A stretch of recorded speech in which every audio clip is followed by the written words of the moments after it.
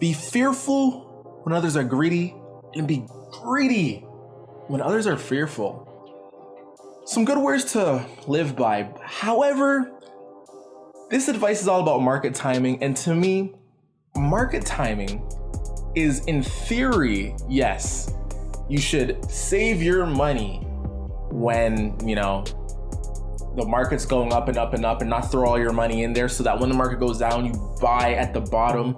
However, it's really hard to know when you're actually in a recession and when you're actually climbing out of it, right? If in 2008, everyone really knew they were in a recession, right, and knew that the market was gonna bottom out somewhere, then I'm sure all investors would just buy at the bottom and when stock prices were halved, and then, ride us to the top. However, I don't think actually knowing when the bottom of a recession is a really easy thing. Why do I think that?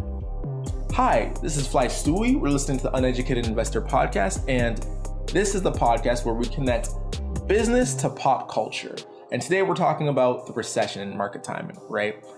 So you've probably heard, if you've ever had a finance class or maybe watched a finance video, that, it's best to buy stocks when they're cheap, You buy low, sell high, the famous finance words that everyone's always heard. However, when you're building up all this cash, waiting for the market to go down so you can buy at the bottom when the market's cheaper, you're missing out on that investing compounding interest that you would get by investing in stocks, the famous opportunity cost, right? You're actually paying away money by not taking advantage of an opportunity. So the market, from the history of the market to now, has gone up by an average of 7% every year. The returns are pretty sporadic, 20% one year, 5% one year, 20% one year, 0% the next. But on average, it's around 7% per year. And that's including the Great Depression, the Great Recession that we had, and the tech boom, the tech bust, right? All of these things, the markets are still around 7% per year. And the way the market works is around every 7 to 9 or 7 to 10 years, we have a recession, right? Recession, the market goes down by like 30% in 1 year, or 30% over 3 years, or it's usually around 30, 40, 50% sometimes. And the market just has this big, chunk of the market is ripped out, but then it starts just pumping back up over and over again, right? So if you're someone who was able to time the market, get in at the bottom, then you could just make massive growth. For example, right after the tech bust, if you were to invest in Amazon in 2002, you would be the richest man in history, right? Because that company has like doubled and quintupled since then, right? You could get your whole net worth back up, right? So my question is, right, if 2008 was the last real recession, we got it out of 2009, and if we have a recession every 7 to 10 years, then that means that we're pretty due for a recession right now. It is the year, let me just turn that down. It is the year, 2019 right now. So where's the recession, right? Where is the recession gonna be? When can we as a society, get ready to have our economic production just halved, right? I'm here to tell you guys, we're already in a recession. If you're waiting for the market to go down and get propped down, I don't really think that's going to happen. I think we're already in a recession and we're already experiencing symptoms of, economic growth being just destroyed, right? Essentially what I feel is, and this is all opinion, by the way, this is just my uneducated investor opinion, what do I really know? I'm just basically throwing stuff out. But my opinion here is that the market, the market no longer reflects what's happening in the actual economy, right? Normally the market, all the top businesses, when they're doing good, the market's healthy, everyone's doing great, and the middle class is thriving. But however, that's just not the case. And by the market and the economy, I'm really referring to the US economy, right now, like the United States of America. What's happening with the US is the wealth inequality is at such a sporadic, thank you for the follow, Eric. It's at such a sporadic difference, right, between the top earners, the 1 to 10%, and the bottom like 50 to 70% of people, there's such a big difference there and a gap there that the middle class is really falling out.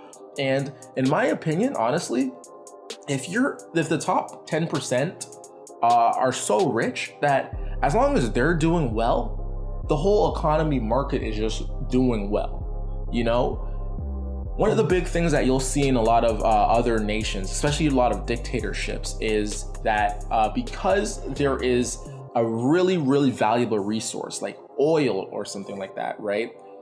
A few people really start getting rich. There's massive wealth inequality, and the whole market doesn't really depend on a middle class, right? It just depends on, you know, your oligarchs, you know, your people who own these, you know, own the infrastructures and own the businesses around these massive resources such as oil. Like, think about the Saudi princes. It doesn't matter what anyone else does in the country as long as, you know, the main people there are doing well. And that's what's happening in the States right now, in America, right? Jeff Bezos is making $150 billion and he's barely employing anybody. It's like a bunch of robots. Like, when these car companies, these manufacturing jobs actually were pumping out cars back in what it was like the 70s, 60s back then, massive unemployment. You're talking about whole towns like Detroit was built on these manufacturing companies. They employed everybody, right? However, these tech companies, Facebook, Google, you know, Amazon, they don't need to employ anybody. And because of that, that means that wealth that Amazon would be paying to its workers is really just going to, you know, the few people who work there, and mainly the people who have the majority shares, such as Jeff Bezos, right? So you're seeing in this economy that, like, okay, yeah, the top 10% are doing good in the economy, but if that money doesn't trickle down, is the economy really doing well?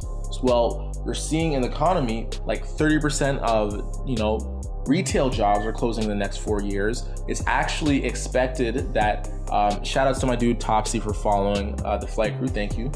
It's actually expected that the trucking industry, all this transportation industry, so think about trucks, Uber, all of those, man, and trucking is such a massive thing.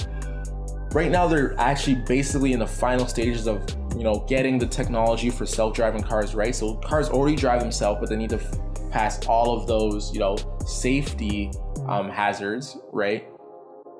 They're getting in the final stages of this, right? Getting all of those things right. And when that happens, there's going to be massive employment. I heard like over 20% of the US economy is literally employed to one of these transportation jobs. A lot of minimum wage jobs are retail jobs. So a lot of the lower entry level work is basically getting eliminated out the economy, right? You top on pile of that of what's happening with the student debt crisis. It's literally $1.5 trillion. Like, isn't the federal budget that Trump's going over $4 trillion? Isn't the GDP of America $20 trillion? So like, with this happening, like the debt is just so ridiculous. Like, I think when you say $1.5 trillion, it doesn't really put it in perspective. Essentially, people are going to university, right? They're getting these loans that they can't afford to pay back, right? These loans are basically getting collateralized, you know, packaged into with other debt such as auto loans and credit card debt, right? And basically securitized, and then someone's buying that. Most likely, I don't even know, this is just me guessing, but most likely it's the pension funds that middle America is investing into are buying these collateralized debt obligations, right? Putting it as part of their debt. So middle America's invested in these debt products that they don't even know about. And the truth of the matter is, like, half of these student debt things aren't necessarily getting paid back. You go to a school that costs 20 grand a year. 20 grand a year to go, right? You go there, you don't pass. You're not getting a job that's really gonna pay 20 grand off on top of what you're going to. Imagine you go get a degree, a 4-year degree, you have 80 grand of debt after. That 80 grand is then, you know, has an interest rate of 5 to 6%, 5% of 80 grand, head math. I really can't do that in my head. 8,000, I don't know, maybe 80 grand is like 4,000 a year. So you got 4,000 a year of just pure interest to pay, and it's like, these jobs, unless you're getting a real good job, a lot of people are getting underemployed after, after they get their degree, underemployed or unemployed. Like they can't afford these things. So now these people have these assets that aren't going to get paid. And now essentially these assets might even just go to zero because they're not going to get paid. Like these students can't pay it. So the States is in this situation where everyone's getting hit by these economic recession type of things, right? Think about it. If you're in a real prosperous economy, your middle class is prosperous. The mental wealth and being of your citizens are prosperous. One paycheck could probably pay for a lot of things. Right now, it was just put out in a study that there's literally having a minimum wage job in the States. There's not one 2-bedroom place that you can rent that a one minimum wage paycheck can actually afford. Now you're saying to yourself, okay, you're not supposed to stay on minimum wage. You can't really do it. However, for some people, this is the reality they're living in. Like they're on minimum wage because they're just trying to get ends to meet. And while you're on your minimum wage job, it's hard for you to find extra time, right? Because they're probably working 2 minimum wage jobs. Extra time to really try to find a job or do education or pay for your own education because you're still trying to, pay off the bills that you have already, right? It's all these things that the middle class is facing at the same time, pack on healthcare with that stuff. And to me, I'm just looking at all this. I'm looking at all these jobs being lost and replaced with contract work that a lot of the middle class can't get. And to me, it just screams recession already. I don't know how the market's going to go in the future. I don't know if these companies are ever going to go to zero. In my estimates, Amazon and Facebook, all these big companies, like what's to really stop and wipe out their majority of their wealth? Of course, if the market goes down, but if you're the bank in the States that own over 50% of, the wealth in all of the states, you always have access to this wealth. Like what's really going to make you not able to, keep investing? Obviously, these assets, when these debt obligations go to zero, the market would hit a recession. However, the government has shown that they can just print money forever. Like for me, of course, you can say that inflation is one of the big things that could happen. But for me personally, the government could really print money forever. So when this recession happens, when this actual market recession happens, of course you can try to buy, low and sell high. But in my opinion, the market's literally in a recession right now. Like their middle class is up and just disappeared. Jobs are leaving here and there. There's more debt than there's ever been. This is not the signs of a prosperous community.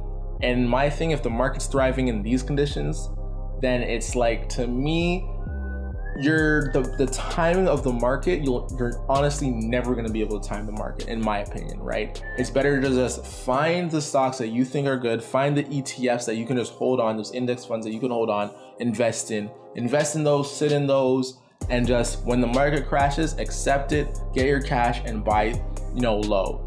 But at this time, to me personally, you're just not going to be able to time the market. Why? Because the market's actually in a recession right now, and it's just being propped up by government forces, such as the government printing money and these banks literally sitting in boardrooms and saying, you know what, let's just stay invested in these things because we don't want the market to crash. Like the market's so man-made right now that to me, it just seems that you just don't time it. We're already in a recession. Anyways, let me know what you think, guys. Do you think I'm right? Do you think the market's in a recession, or do you think this is the most prosperous time? I mean, we are at record highs of the S&P or whatever, and the NASDAQ and all that stuff. Do you think that this is the most prosperous time market-wise? Let me know in the comments below. And of course, if you're listening to this on the audio-only version podcast, give me a 5-star review, baby, because that is how we grow Flight Crew. Anyways, I love your faces, man. I will see you next time. Oh yeah, I forgot the catchphrase, man. You almost made me forget the catchphrase. As always, the best, most brightest investors are the uneducated ones. Why is that? That's because the uneducated investors, they never stop learning. The Uneducated Investor Podcast. I love you guys. Peace.